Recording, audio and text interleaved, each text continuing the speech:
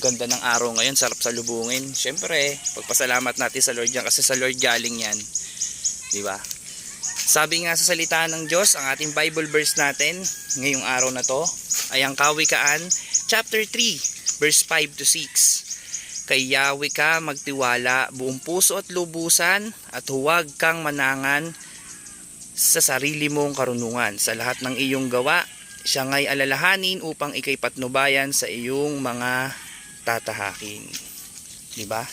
Huwag nating asahan yung sarili lang natin na pag-iisip. Tandaan natin na merong mas mahigit pa doon sa kaisipan natin. Lalo doon sa karunungan o katalinuhan.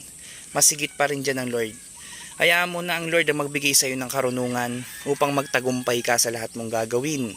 Siyempre, ayon pa rin niya sa kalooban niya. At yung kalooban niya pa rin yung masusunod. Kahit gaano ka katalino, pero hindi kalooban ng Lord yung gagawin mo, hindi pa rin mapapasayo yan. At siyempre, sa lahat mong mga gagawin, ano man yung naging trabaho mo, ano man yung pinagkakaabalahan mo sa araw-araw, hingin mo pa rin yung, yung gabay niya.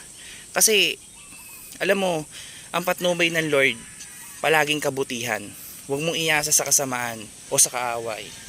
Kasi pagdurusa lang sa huli yan, kapatid, maniwala ka sa akin. Ngayon pa lang maniwala ka na. Kaya sa Diyos lang tayo. God bless sa lahat, kapatid.